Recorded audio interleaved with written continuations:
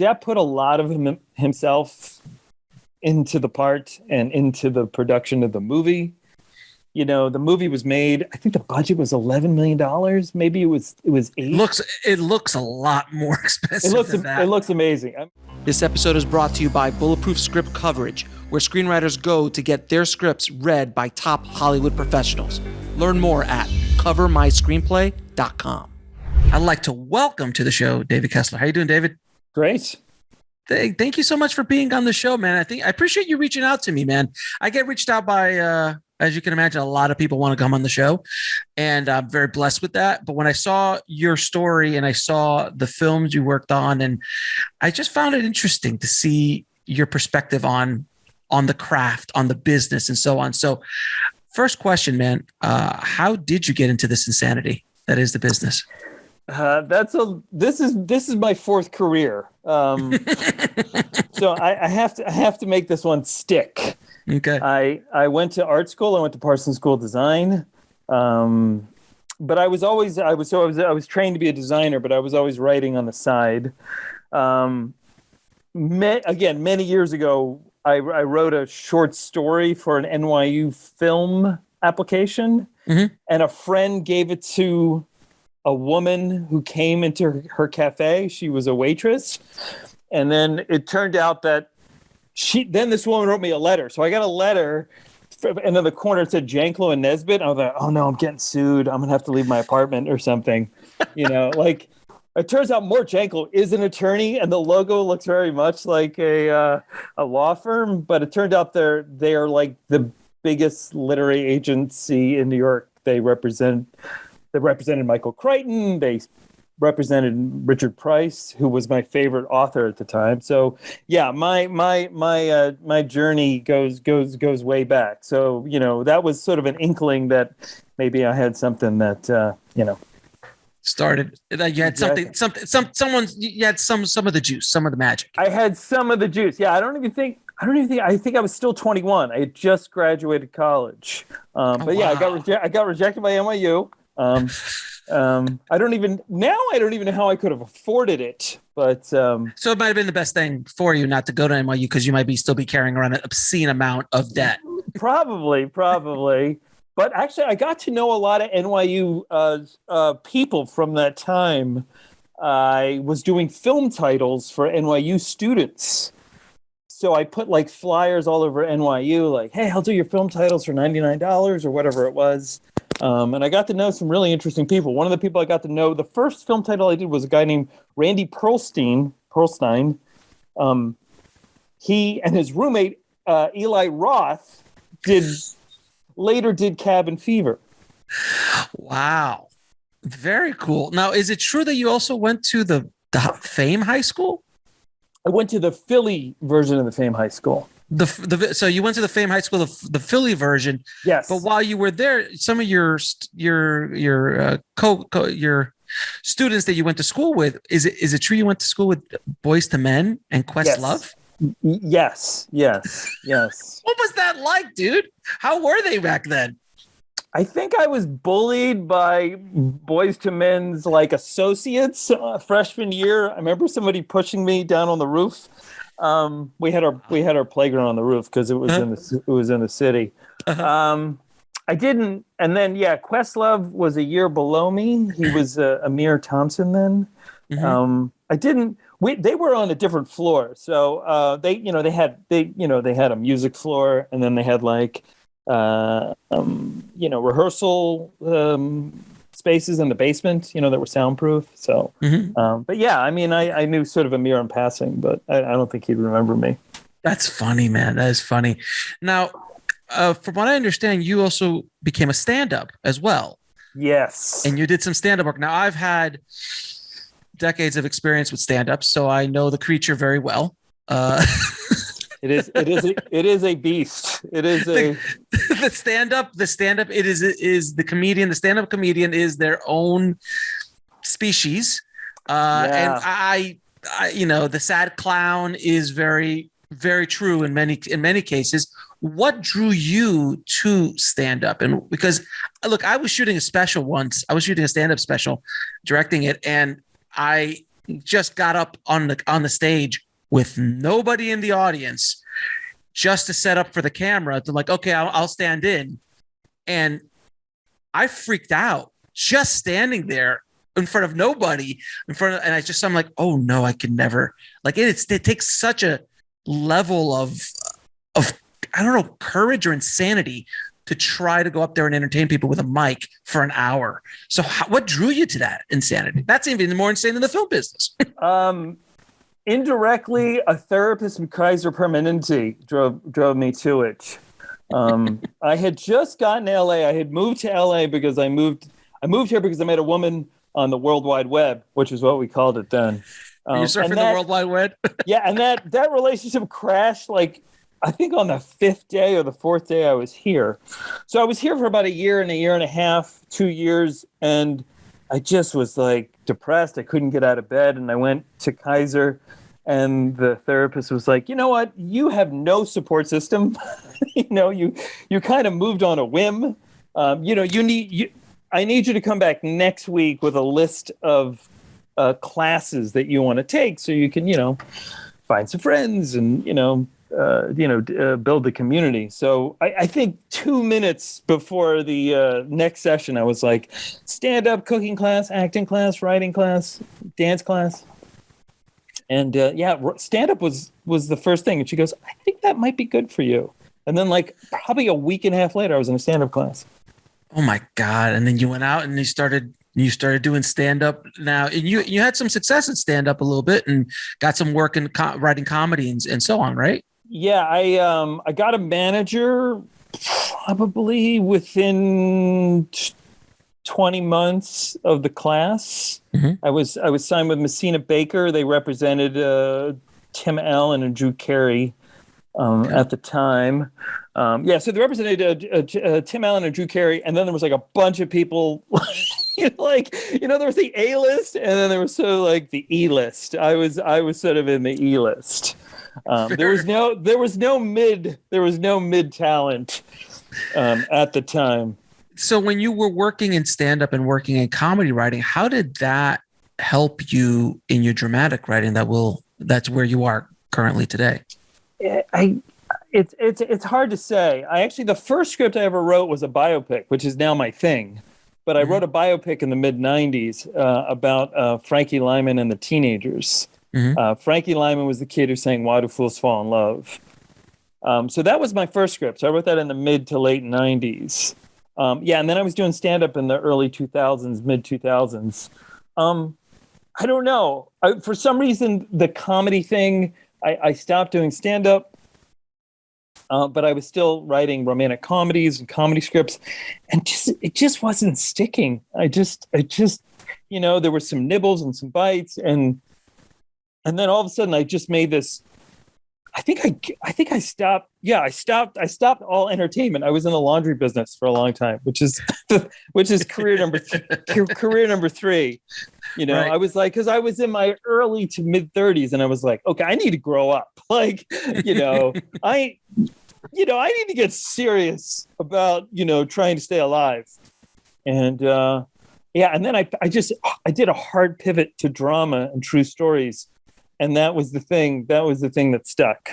But you've been drawn to true stories pretty much ever since. It's kind of like you've kind of niched yourself in that space. Yeah. I've gotten sort of a semi reputation as the doctor of broken biopics.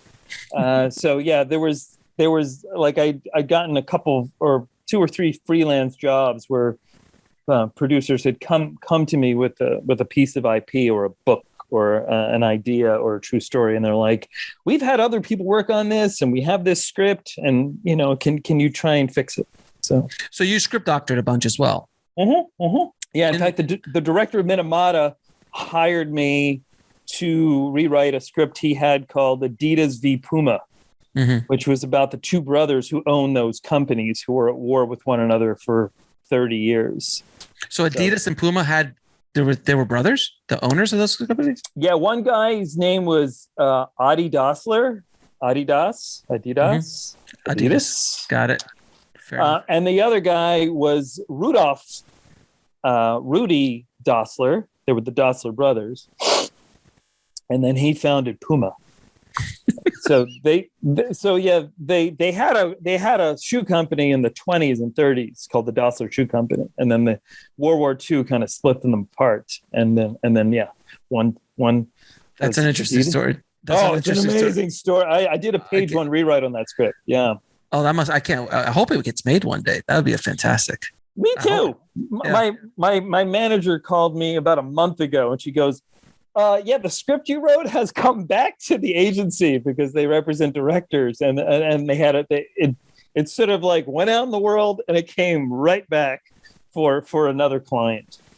It's interesting how that works. It's like, as a writer, you write something or you're hired to write something and you've no idea what's going to happen to it. You kind of, you pray to the Hollywood gods that someone's going to produce it. And I've said this on the show so many times that I know writers who might have one really popular movie on their resume or actually produced one or two things, and they're like, oh, they haven't done anything in 10 years. I'm like, no, they've been working nonstop. They've probably written 10 or 15 been paid to write 10 or 15 scripts that just haven't been produced, let alone script doctoring. Right. Yeah, I had I called a company that owns they manage the estates of rock bands. Mm-hmm. And I got a guy on the phone and I said, I've done the Johnny Depp movie Mini-Masterclass, yada, yada, yada. And he goes, what else have you done? And I go, well, being my first movie starring and produced Johnny Depp, I don't think that's too bad. Mm-hmm. But he was very quick to dismiss that I only had one. Right.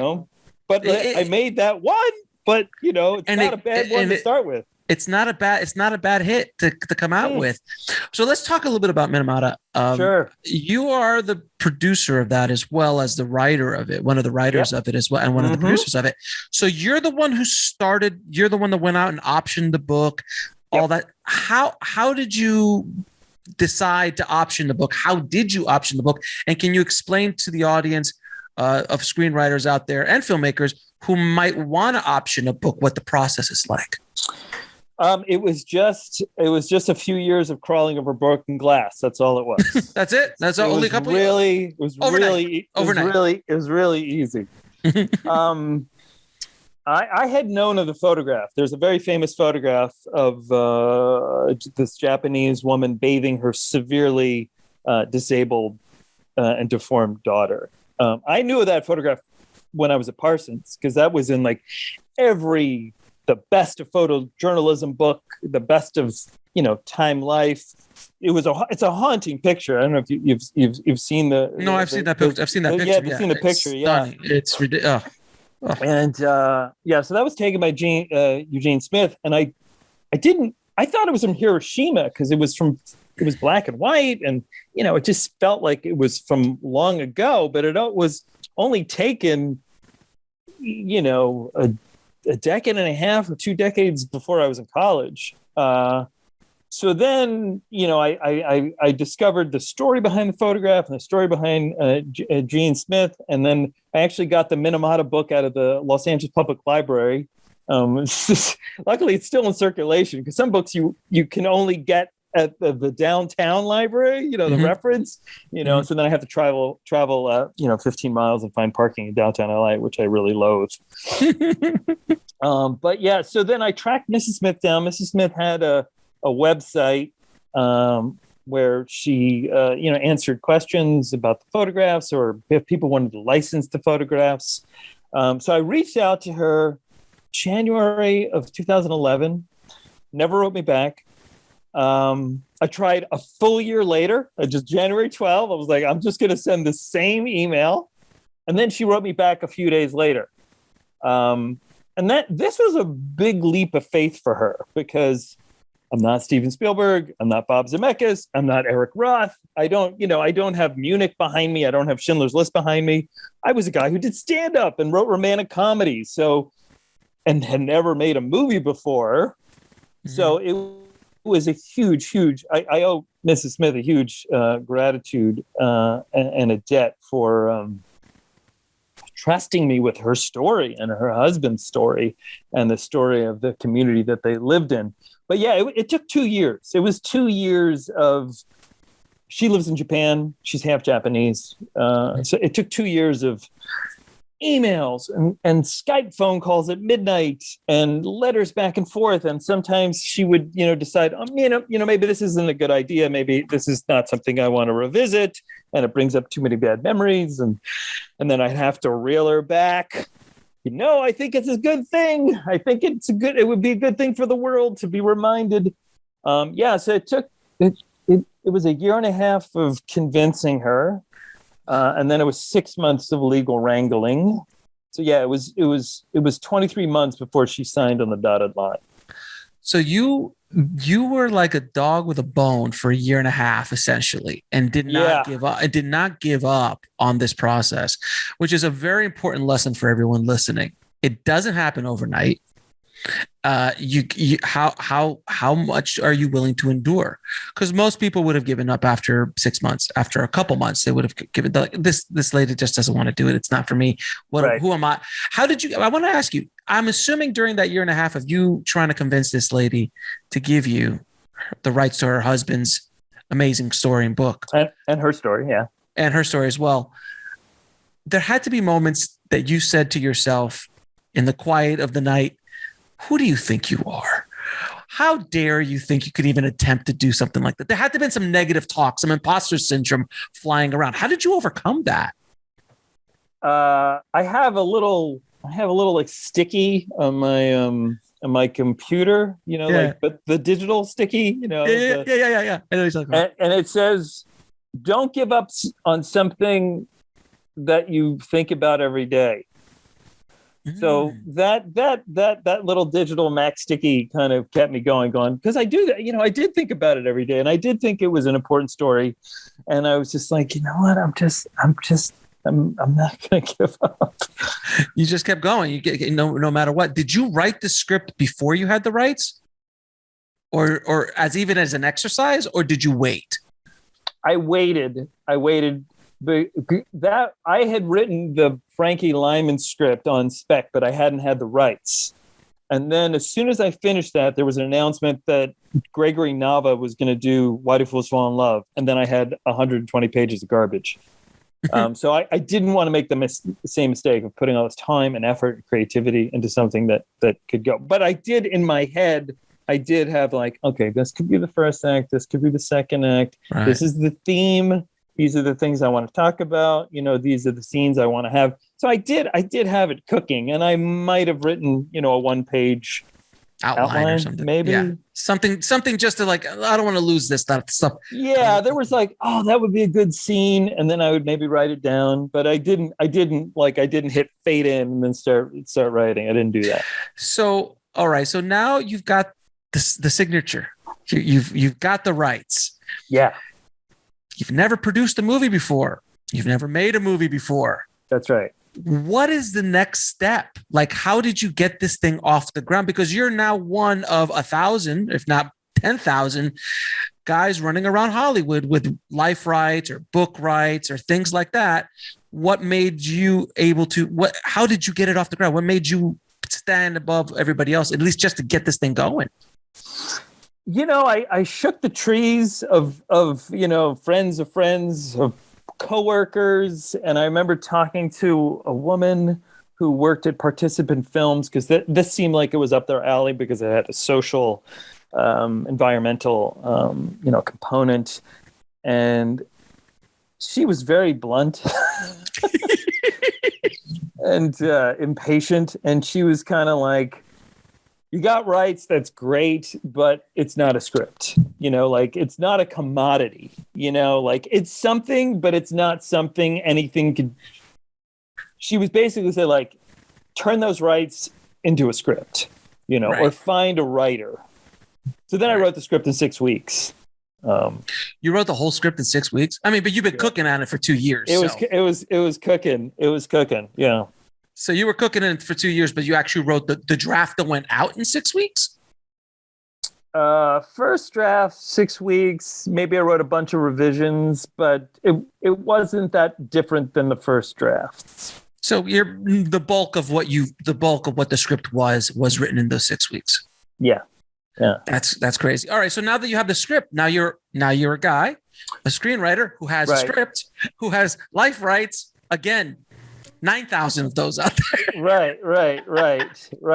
Now I'm just one of 50,000 people with a script, but I have the life rights, which actually, meant something. That actually had some currency. That, there's IP. Mm-hmm. It was a book. And then I own the rights. So like it sprinkled a little magic dust.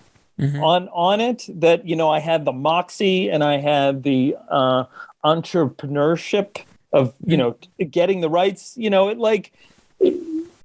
So as a writer, though, that's one of the reasons I wanted you on the show, because I wanted writers to understand the importance of what you've done with this project specifically, because you did what basically 1% of 1% of all screenwriters do, which is take control of their career and give themselves a better shot by going out and becoming a producer and or entrepreneur, and going after life rights, going after IP, going after something that makes you stand out of the crowd.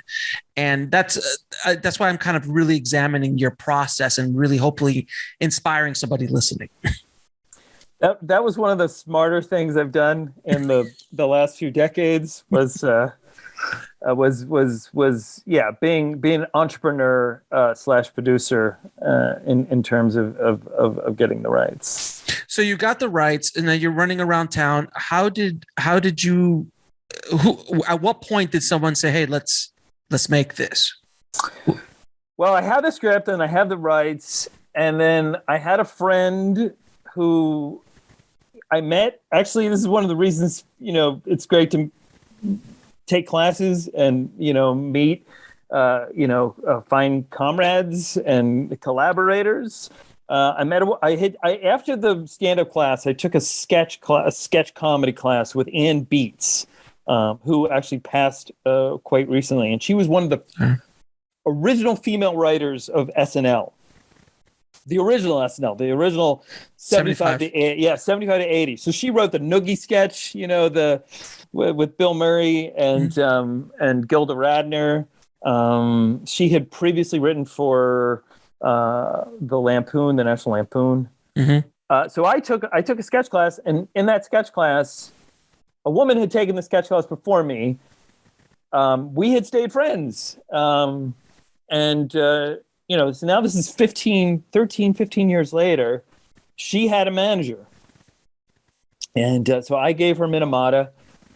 She gave it to her manager. She nagged her manager to read it.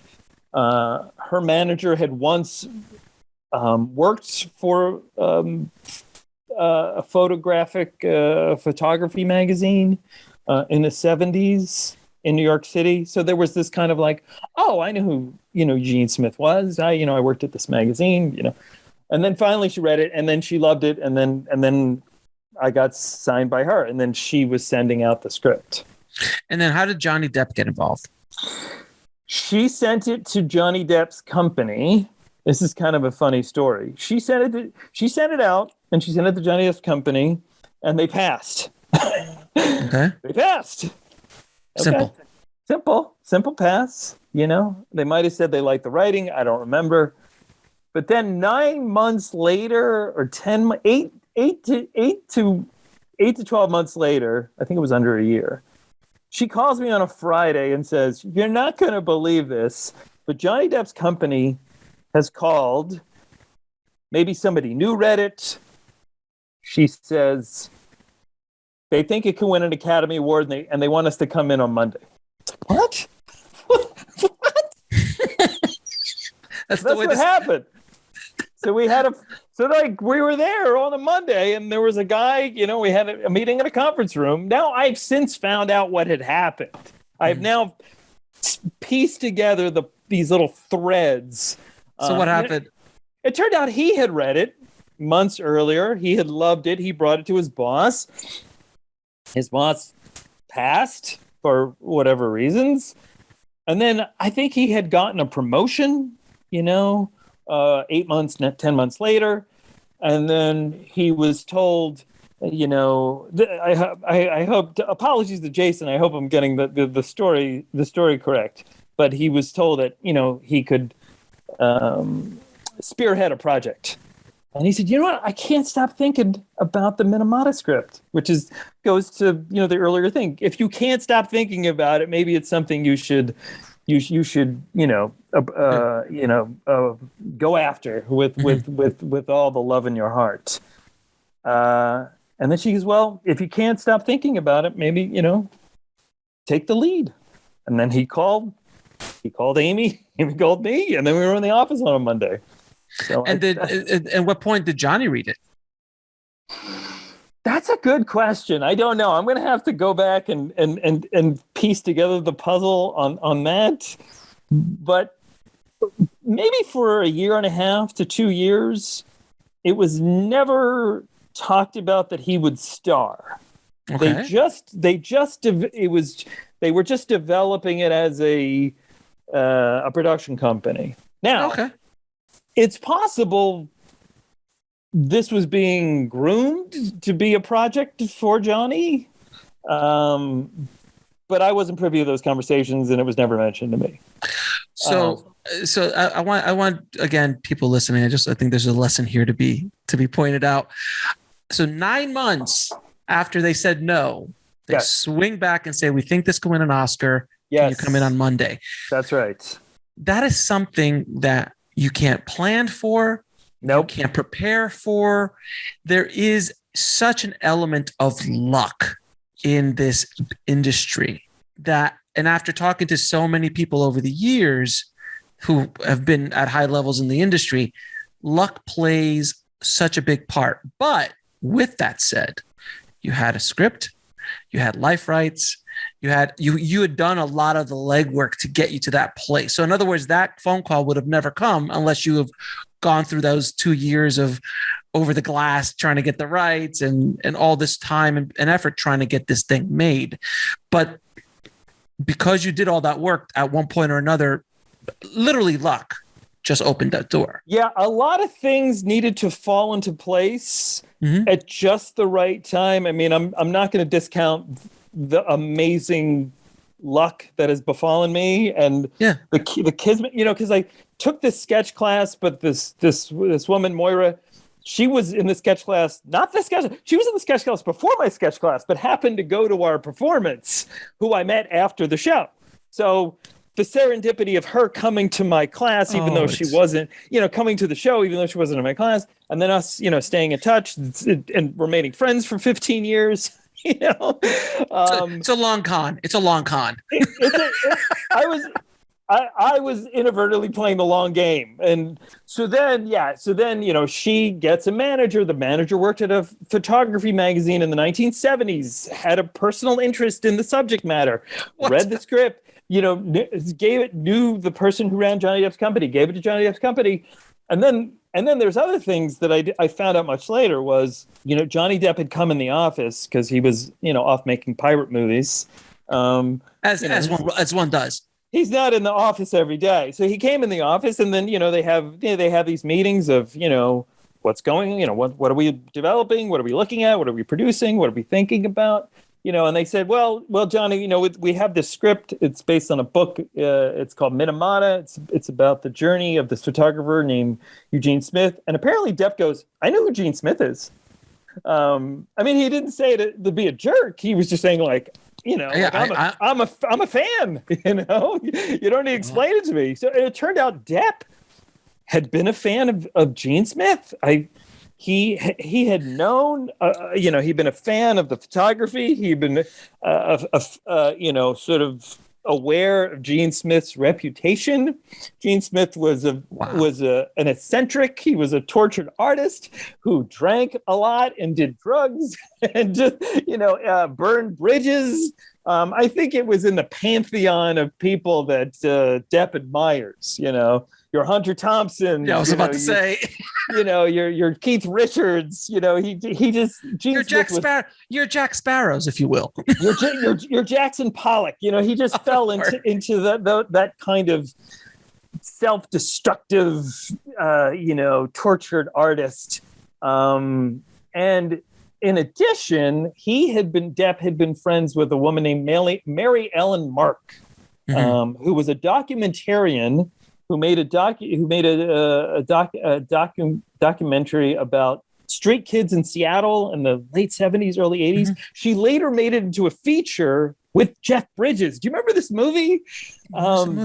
Jeff, I forget what the movie was called. Jeff Bridges is in it. Edward Furlong plays his son. So then it was loosely based upon the documentary. Oh God, I vaguely remember that movie. She had made. So yeah, she was a photographer. She had taken classes from Eugene Smith in the late 60s, early 70s at the New School for Social Research, where I had gone to college. And she had told Depp these stories about Gene Smith, you know? So it's kind of like the universe was like building up this maximum point, this turning point where all of these things would just come to a head, and you just this is the time. This was a 52-year. This was a decade-long game. That's what this was. That you had no idea you were a part of until later on. I didn't.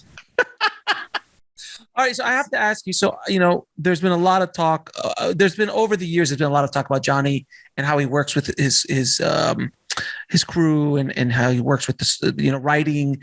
What was it like producing a movie with Johnny Depp, especially something like this? How involved is he in the scripting process? Because I mean, he does take a character, and this is obviously based on someone real, but he does take a character and kind of go with it. I mean, he made the Pirates of the Caribbean. Without Johnny Depp, there is no Pirates of the Caribbean. I don't care what they do after now that they're not going to have him back or anything. There is no Pirates of the Caribbean without Johnny Depp.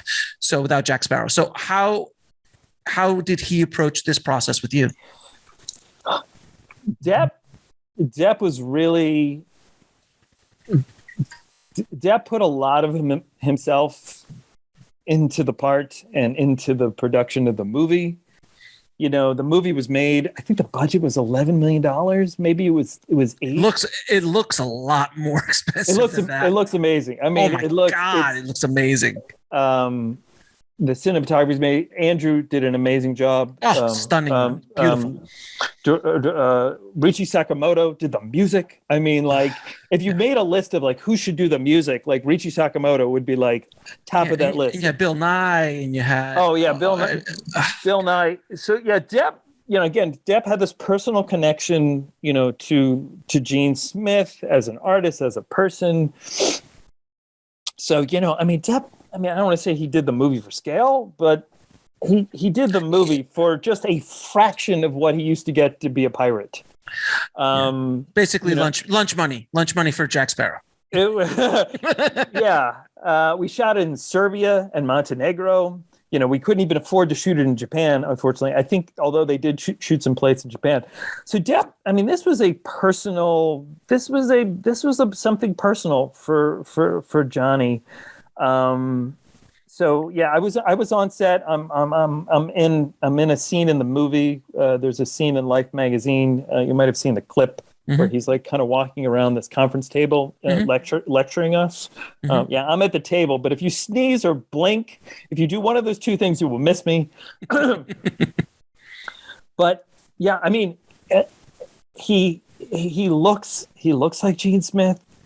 With the beard, and he's got these age spots, and he was the same age as Smith was at the time.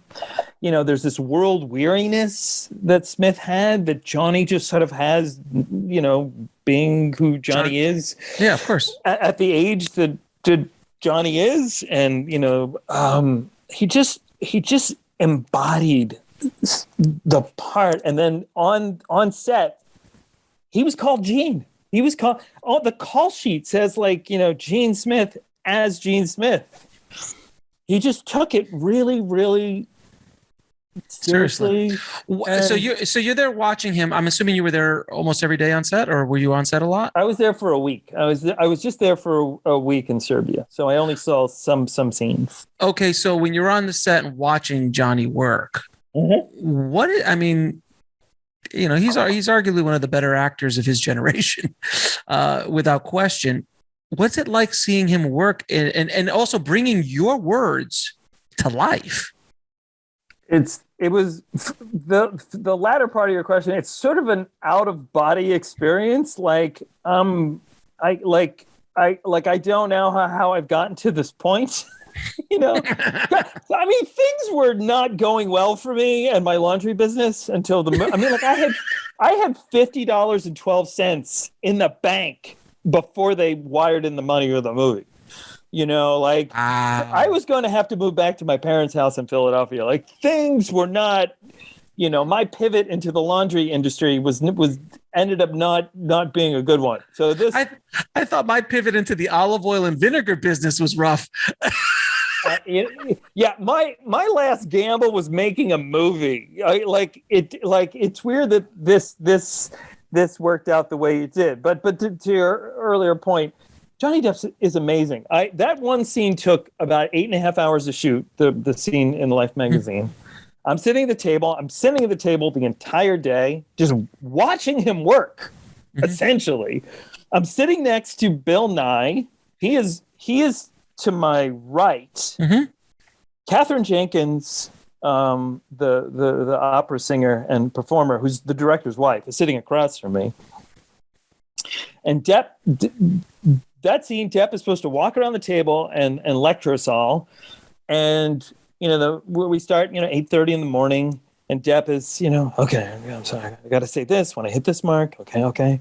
And he's got a long monologue. Maybe it's a 3.5 minute monologue. I don't remember, but he's got a lot to say in a short amount of time. And again, he's got to hit, he's got to hit marks. The marks. Yeah. He's got to hit the marks. And, the camera people are following him around and, the boom people.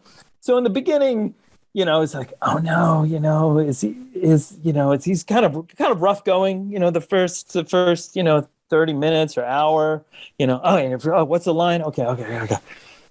But then the course of the day, I am watching, like, it's a masterclass. I am watching Johnny Depp, like, find the meaning in the words, find the meaning behind the meaning. Like, I'm watching him connect with Bill Nye, who he knows. Yeah, he's there with Bill Nye, who he's known for 20 years. But in the movie, Gene Smith obviously knows the editor of Life magazine for probably as long. So, like, there's these kind of mirroring, like, parallel relationships that are happening. So he's playing this bitter photographer who's angry at the Life. I was just like minutes before we shot. I don't know if Bill gave Johnny or Johnny gave Bill a book. It was like a nonfiction book. Oh, I thought you would really enjoy this. So I get to have this relationship. Then I'm watching this relationship play out with my words and the words of the script. And I'm like, this is amazing. There's history there. Like, there's real life history that they are sort of piggyback. They're mining from. It was kind of extraordinary. That's amazing. Now it was amazing. So let me ask you: do you have any advice for people who are adapting, screenwriters who are adapting a true story? What advice do you wish you would have known when you started adapting these kind of things? 'Cause that's a different art form than writing something from scratch. Yeah, it's funny. Just this weekend, I taught a one-day workshop, a 3-hour workshop called the Art of Adaptation, and I had about 2.5 hours of advice, and I think the first chunk of it was like, how to win over people who own the IP. That's a class in itself. It is. It's not easy. It's really not easy. It's easier now for me, I made this movie with Johnny Depp and the doors open a little bit wider. Yeah. Like, hi, I'm Steven Spielberg. And then that's all you need to say. Well, it was even a little tougher, when like the movie hadn't been made yet. So it was just kind of theoretical. It was just like movie, Johnny Depp, Mini-Masterclass, people really couldn't they couldn't watch it. They couldn't see it. Sure. It wasn't tangible, but now I can say, oh, you can look at it on iTunes and, Amazon Prime and whatnot. Yeah. So part of it is, I think the first part of the class was, identifying IP where you could find it. It's everywhere. I mean, like, there's thousands, tens of hundreds, thousands of books and comics and there's just so much. There's 400,000 recordings that, you could write a movie based on a song and use the actual song. So there's almost 500,000 songs that you can use the actual recordings of. Anything before 1926 in America. But interestingly, the UK and Canada have different public domain rules, which I found out about. That's like, it's like the death, it's like the life of the author plus 50 or 70 years, which is different than the US. So it's like whatever is published in Canada or the UK, that might, that stuff might be available 10 years before it's available domestic. Here, but, yeah. But how does that work though? So like, I'll go over to Canada, buy the rights in Canada, and can you play it out here? You can't do that. I don't know. Yeah, that's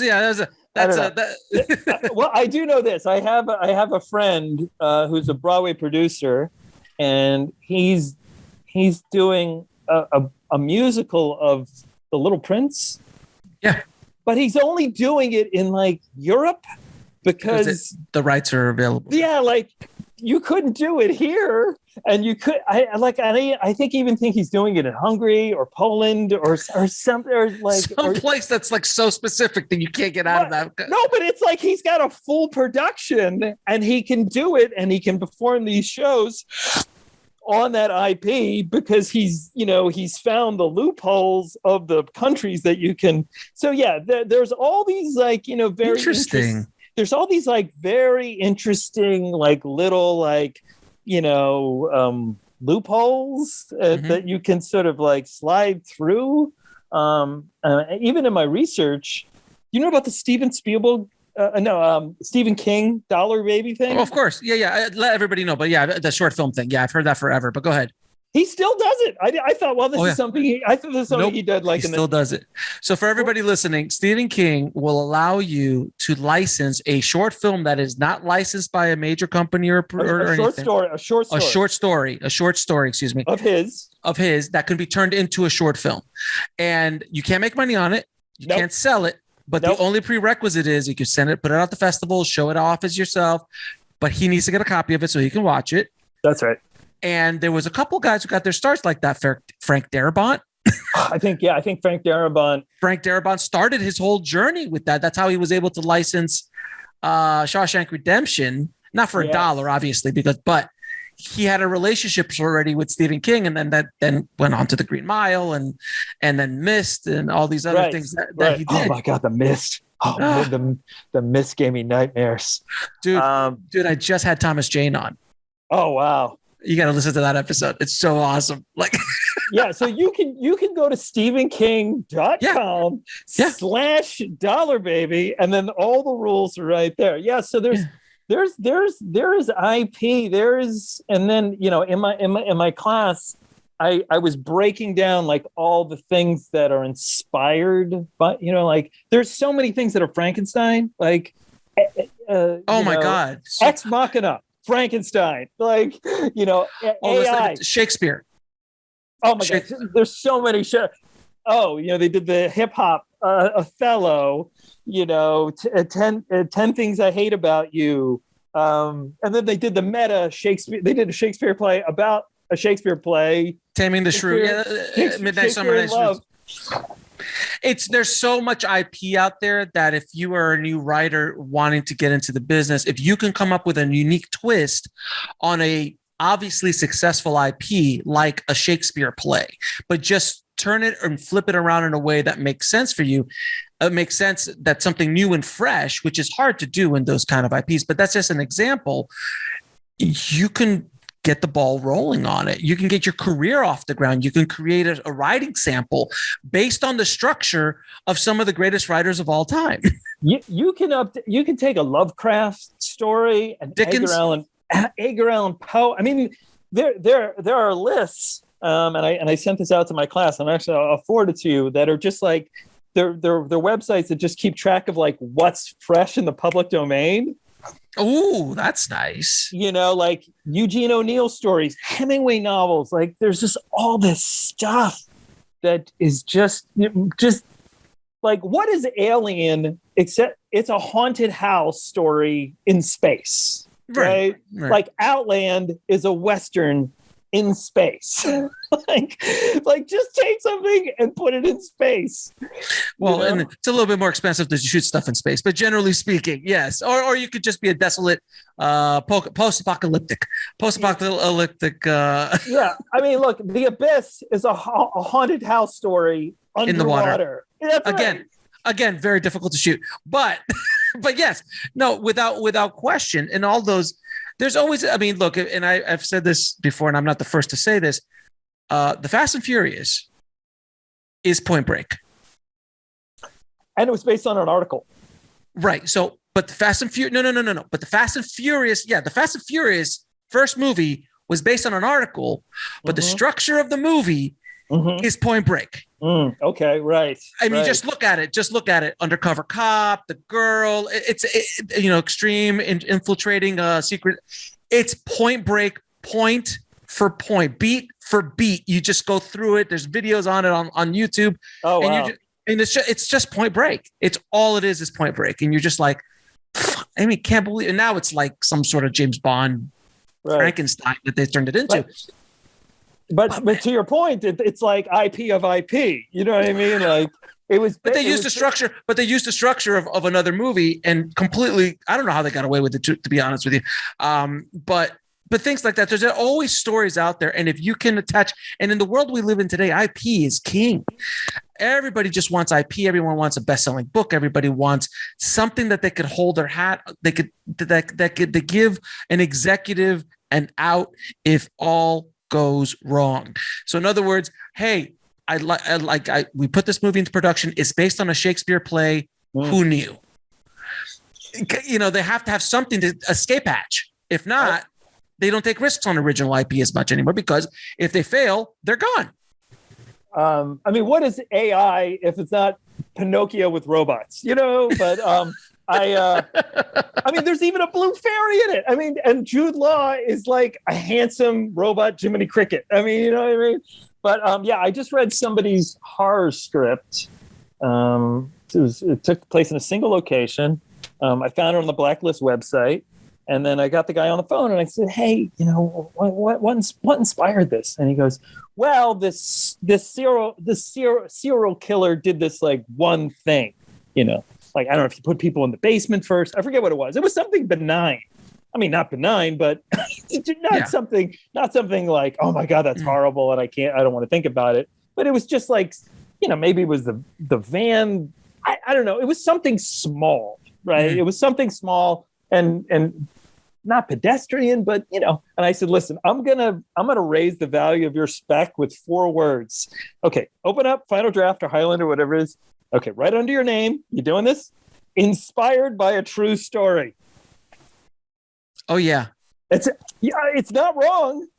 It was inspired by this one little thing that this terrible person did, one or two times. And I was like, dude, that's the inspiration for your script. And, people will be interested. It's got some magic dust on it, inspired by a true story. Mm-hmm.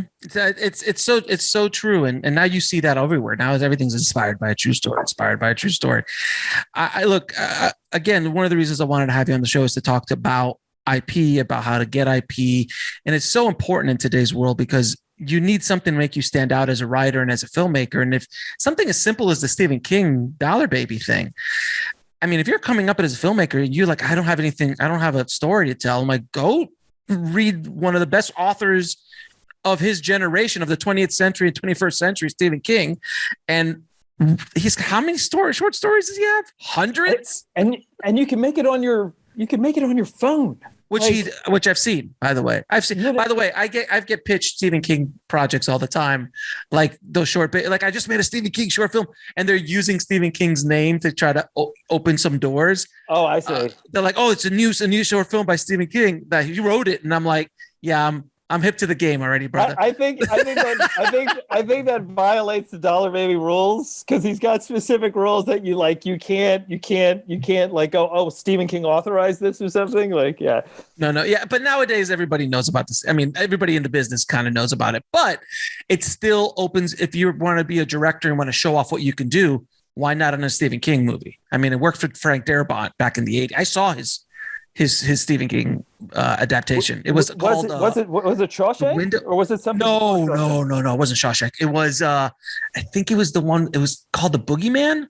I think it was the Boogeyman. The Boogeyman. I remember I wanted to make that back in the day. I wanted to make the Boogeyman. How was his short? It was in the 80s, so it's, you know, the technology wasn't that. It was shot on 35, or I think it was shot on 16, one of the two.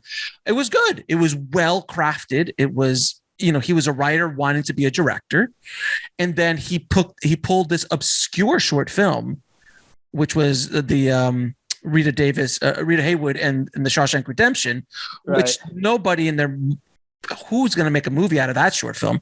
And then Frank actually filled it out and built out a feature based on that short film. And then Steven was so ecstatic about it. Then he's like, hey, I'm writing this thing called The Green Mile. And he was giving him the Green Mile episodes before anybody else. So he's like, Steven, I need to make this. So that was why it was right after Shawshank. He went right back to the prison and made Green Mile, which I still is one of my favorite movies of all time as well. And then he went back with The Mist and so on. It's just it's fascinating, but that's one of those success stories of someone using IP, and God bless Stephen King for doing it. Yeah, I'm glad you brought up short stories. Short stories are they're a great place to mine from, because, you know, they're not on everybody's mind. You know what I mean? They might be in a collection that's out of print. Right. You know, like, you know, who reads short story collections anymore? I mean, I don't remember the last time I read one, but, you know, Stephen King's son, Joe Hill, they're making a movie. I think it's called Fawn, based on, oh my God, that was an amazing short story. I went back and I read the short story, but short stories, you know, it's not on top of mind, right? You could get a famous author to, like Stephen King, to maybe license, you know, allow you to, you know, option the short story. An author of a short story might feel less. They might be less, you know, precious. Less precious. That's what I was going to say, proprietary, but less precious about, like, well, like, you know, it's only 15 pages or 20 pages. It's a short film. What are you going to do with it? You want to make a short film? Knock yourself out. You know, but versus like, oh, I spent 10 years writing this novel. I don't want you to change a word. You know, and then that way you have more, you know, I can flesh it out. It can be more of your own, you know, you can add stuff to it. So, you know, I mean, if I had more time and more inclination, I would probably be going through short story collections. So what are you working next, Matt? What are you working on next? I have a Kubrick. I mentioned this before we got on the air. I have a Kubrick themed script. What else am I working on? They tend to be true stories. I'm reading some nonfiction books. One's about has to deal with UFOs. What else am I working on? I had reached out. There are some big properties that I'm swinging for the fences for. One's a rock band. Who has already had an adaptation of one of their things made. There's another rock artist of the 60s and 70s and 80s. I just want to make a movie of a chapter of his biography, you know, just one of the chapters, you know, not the whole thing, you know, because that has like a beginning and a middle and end. That's another thing I love about true stories and IP is that structure is laid out for you. But we had somebody who came on the show who wrote the Motley Crue biopic for Netflix. Oh wow! Yeah, and he'd been on it for 15 years, something like that. Like it took forever to get the proper situation. I had the rock stars people bit for just a moment. There was a moment where like all the conduits between me and the rock star, you know, were all like, "Oh, he's interested." And now I don't know. It just kind of, of like they say in the dating parlance, I feel like I've gotten ghosted. Right. But now that Minamata is going to come out on DVD, I'm literally buying 20 copies of it, and I'm just going to mail it to the people that I want to get the IP from. Going, here's my movie. Feel free to watch it. If you like it, let's talk. Yeah, that's a yeah. Well, I mean, you've got a heck of a calling card now. That's a really heck of a calling card to rock it out. But man, listen, your story has been so inspiring, man. It doesn't happen very often.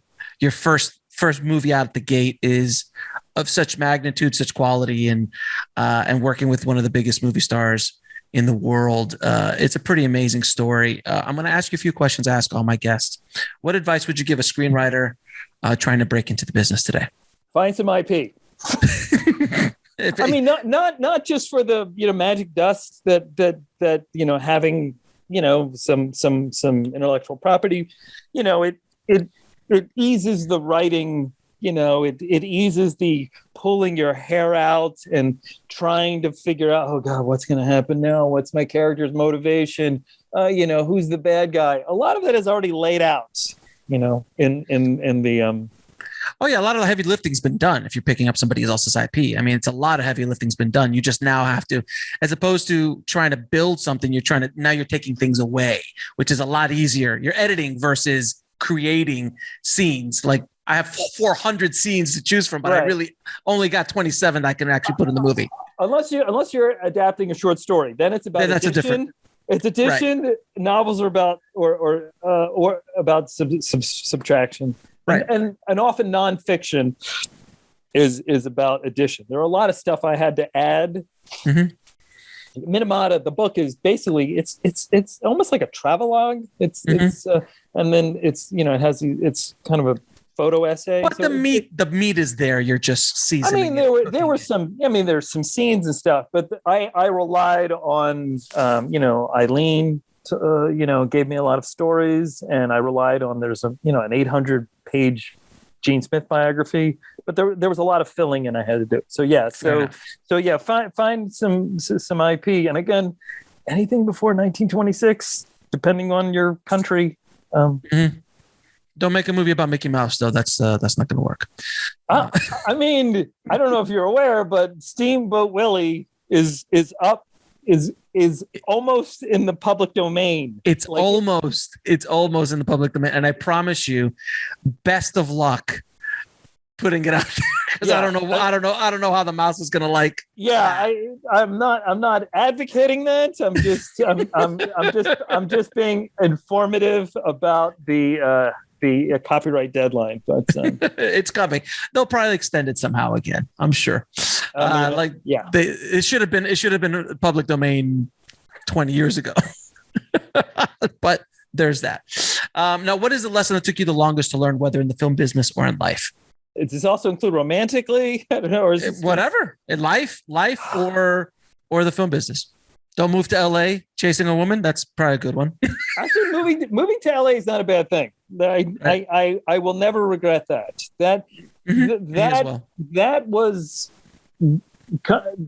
the impetus for this entire journey. I mean, I would still be living in my rent stabilized, apartment, on a fifth floor walk up, it's just, decomposing. And if I hadn't hit, that button on that dating website, in 2000, what advice is, what I'm learning now is just like, I'm older, and there was a period until quite recently I was looking for a full-time job, and that's not going to happen. I'm building the plane in midair.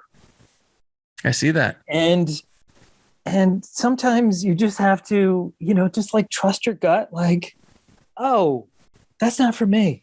Like, I don't fit. Like, that's not going to work. So like only a few months ago, I was like, oh, this is it. This is my life. Like, I'm like every day I am, hustling to make movies and, get rights and, charm the IP holders. It's like, man, you only have one life. This is it. This is it. I mean, I'm not saying, leave your wife and leave your kid and, go out for a pack of cigarettes and never come back. I mean, you have to be responsible, but, you just have to carve your own path. Very good advice. Now, what are 3 of your favorite films of all time? This sounds trite, but I don't mean it to be. Meet the Parents is in my top 3. Meet the Parents. And I talk about it in my I teach for the script and anatomy. I break there. I have to go back because they videotape the classes for people who've missed it. I have to go back because I expound. I go deep. Like, I've got that Kubrick book. I have talked about Meet the Parents in such granular, deep. There are so many things going on in that movie, in terms of theme, in terms of the theme behind the theme. And it's so deceptively simple. I once had a meeting with a producer who made a lot of big movies in the 80s. And every time I pitched something, he would be like, execution dependent. All right, okay. But is it everything? Was it what isn't? Alien. Okay, it's an alien in a thing, and there's this woman and she's trying to fight the execution dependent. I'm like, yeah, I'm sure it would have to be on what the alien looked like, and if H.R. Geiger is making the alien. But it's Meet the Parents is so deceptively simple. A guy goes home to impress his girlfriend's parents. If you pitch that in a meeting, you get thrown out. Right. Yeah, no, you're absolutely right. That it's deceivingly simple, but yet complex. And I also have this, it's not a conspiracy theory because it's also a movie about a Jewish person trying to marry into a WASP family. That's also one of the themes behind the themes. And again, it's not a conspiracy theory that I've thought of in the dark hours.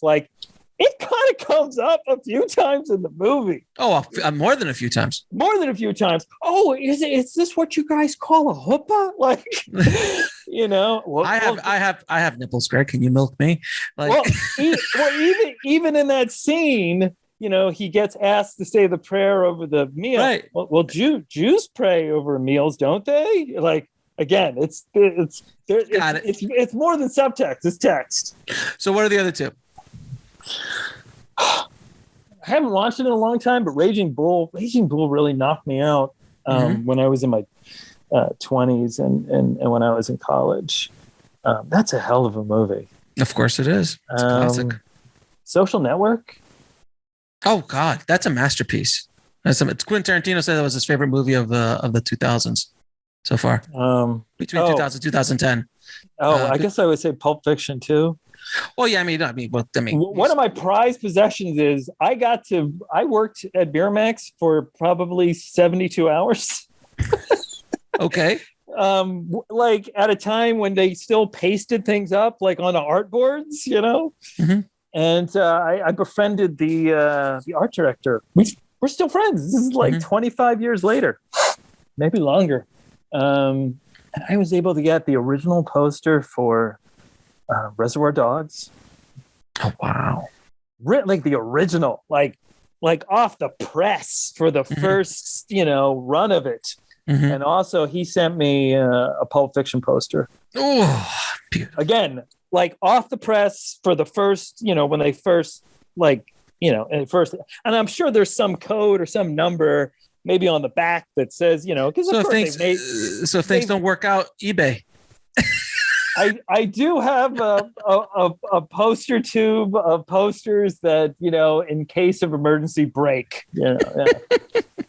David, man, it has been a pleasure talking to you, man. Oh, Alex, it's been a pleasure. Thank you. Thank you so much for coming on the show, brother, and continued success. And I appreciate you hopefully inspiring some screenwriters out there and some filmmakers out there to go out there and get some IP and make their dreams come true. So I appreciate you, my friend. Super. Let's keep in touch.